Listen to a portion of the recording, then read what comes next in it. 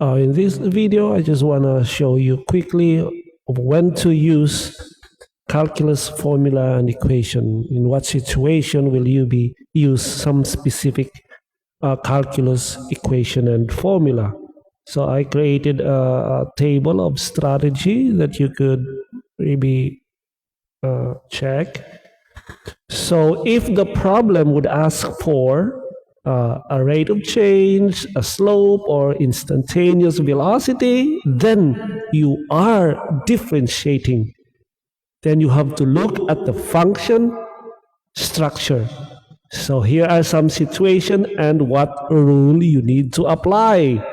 So if the situation has a product of two functions, most likely that is the rule that you need to apply is the product rule. Now, if you see a quotient of two functions, then you need to apply the quotient rule.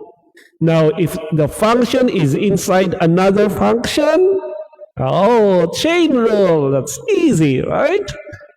And if the equation has a mixed with, or for example, an equation with y that is mixed with x, so that means there are two variables, x and y. So an equation with y that is mixed with an x, then what rule you need to apply?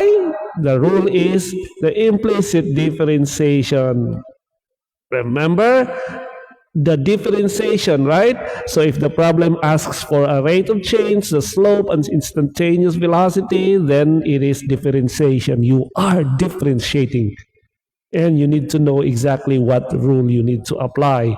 Now, if the problem asks for area, total accumulation, average value, or a volume, then in that case, you are integrating. You are not differentiating. You're not taking derivatives, but you are integrating. You take the integral, right? So some situations are, for example, when a function and its derivative are present, then the method that you may want to apply is the substitution method. Now, if the situation looks like this, the product of unrelated functions, just take note, unrelated functions, like the polynomial times the log, etc., then in that case, you may have to apply integration by parts. And lastly, if it is a solid that's rotated about an axis, then the method you need to apply, I think that's a very unique condition, is the disk, washer, or the shell method. All right.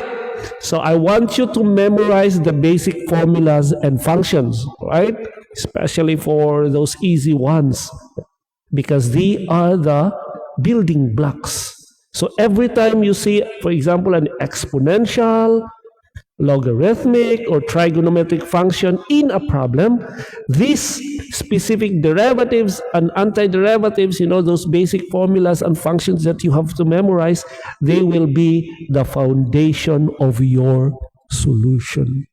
So make sure you need to memorize, or at least remember those basic formulas and functions, because they might come very, very useful when you analyze the problem. All right.